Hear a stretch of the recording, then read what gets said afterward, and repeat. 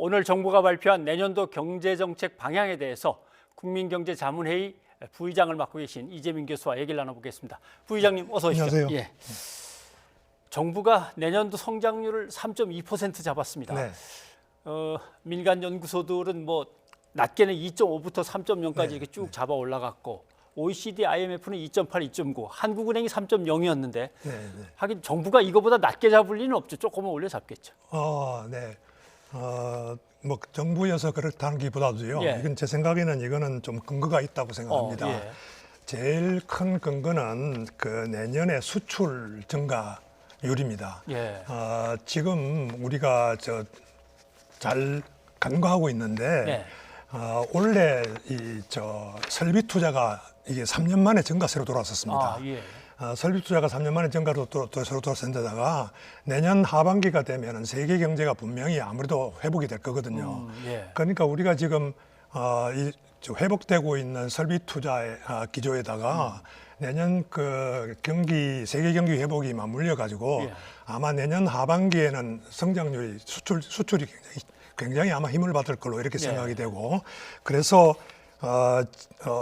그런 거를 감안을 해가지고 8.6%로 이 정부가 지금 수출 증가율을 예측하고 있습니다. 그런데 이게 다른 연구소에서는 대개 한 4, 5%거든요. 네. 이 4, 5%하고 8% 차이가 거의 3%포인트 정도 차이 나는데 수출 증가율이 한 3%포인트 정도 차이 나면은 이건 성장률은 뭐 거의 지금 말씀하신 것처럼 뭐 한 1%포인트 가까이 이렇게 사실 올라가도 이상하지 않습니다. 그렇기 때문에 이거는 제 생각에는 뭐 그렇게 잡는 것이 현실적이다. 그렇게 말씀드릴 수 있겠습니다. 네.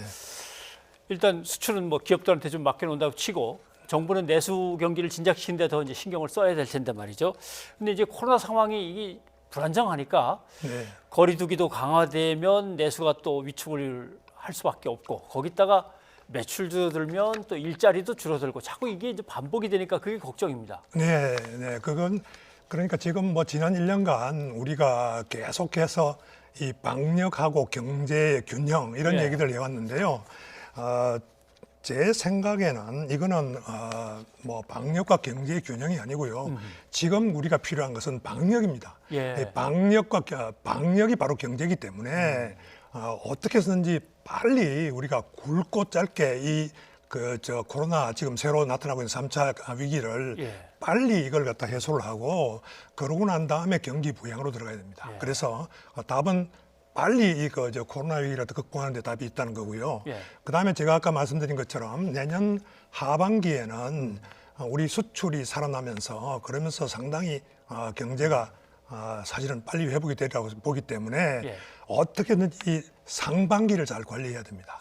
상반기를 잘 관리를 해야 되는데 이 상반기를 관리하기 위해서는 물론 정부가 앞장서서 경기를 부양할 수밖에 없습니다. 경기를 부양해야 되고요. 그리고 이제 말씀하신 것처럼 바로 우리 그 내수가 문제인데 이 내수라는 게 이게 결국은 민간 소비거든요. 그러니까 지금 올해도 그렇고 내년도 그렇고 이 민간 소비가 이게 이제 부진한데 그게 부진할 가능성이 가장 큰 이제 말하자면 그 원인인데 이게 뭐하고 관련이 있냐 하면은 바로 이 취약계층이 그 부담을 진다는 거하고 관련이 있습니다.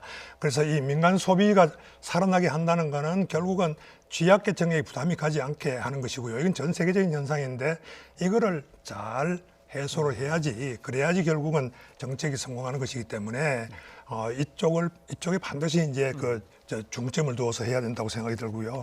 그리고 당연히 또 그렇게 하기 위해서는 올해의 어떤 그 정책 경험 이런 것들을 살려야 됩니다. 그게 특히 재정 정책이라는 게 신속하고 또 신축적으로 이렇게 잘 집행이 안 되거든요. 재정정책이라는 게 그렇게 잘 안 됩니다. 그런데 지금은 어떻게 해서든지 간에 정부가 그 여당하고 잘 합의를 해가지고 빨리 이걸 신속하고 신축적으로 이렇게 하는 게 중요하다고 생각합니다. 그럼 뭐 일자리 예산이나 SOC 예산 같은 건 상반기에 좀 많이 확 풀리겠군요. 네, 그렇습니다. 그런데 뭐 잠시 좀 일부에서 느슨해지긴 합니다만은 국민들께서 다시 마음을 다잡고 방역을 철저히 하면서 코로나19는 어떻게든 잡힐 거라고 생각을 하고 수출 잘 되고 코로나19도 빨리 잡히길 기대하는데 다른 또 어떤 우리 경제의 중요한 변수 같은 것들은 뭐가 있겠습니까? 내년에? 뭐 워낙 지금 불확실성이 시대이기 때문에 뭐 온갖 어려움이 있겠지만은 예. 제 생각에 뭐 우리가 크게 걱정할 것 같은 이 대규모 금융위기나 또 외환위기 같은 거 그런 거는 일어날 가능성이 굉장히 뭐 그건 낮다고 보시고. 생각하고요. 그 대신에 지금 뭐 아마 가장 어려운 위기는 역시 아까 말씀드린 것처럼 이 위기의 그 임팩트가 전부 취약계층에 가가지고 예. 거기에서 사회적 갈등이 일어나는 게 가장 큰 원인이고 직접적으로는 아마 가장 큰 리스크 요인은 제 생각에는 부동산 투기가 재발되는 거 그거라고 생각합니다. 부동산 네. 투기.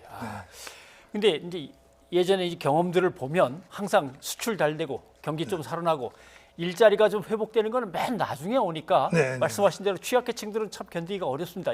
뭔가 일자리는 좀 잘 됐으면 좋겠는데요. 네, 그렇습니다. 일자리, 근데 이 뭐 일자리라는 것도 아까 뭐 얘기가 나왔습니다만은 이런 위기 상황에서는 결국은 정부가 나설 수밖에 없습니다. 이걸 일자리라는 게 원래 장기적으로는 민간이 만드는 게 맞지만은 정부가 나서서 어떻게 해서든지 간에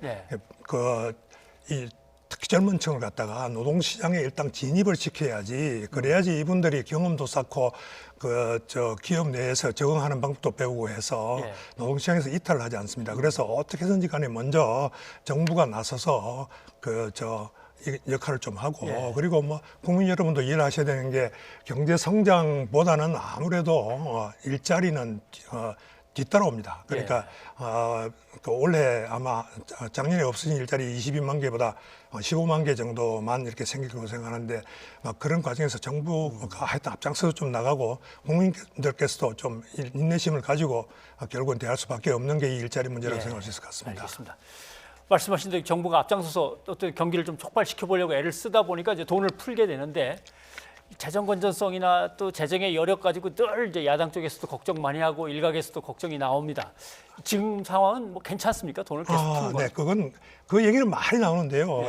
기본적으로 이거는 걱정할 게 아닙니다. 지금 걱정할 게 아니에요. 걱정할 게 아닌 게 그것이 지금 위기 대응이라는 거는 이건 한시적인 겁니다. 우리가 97년 외환위기 때에 GDP의 25% 이상을 썼습니다.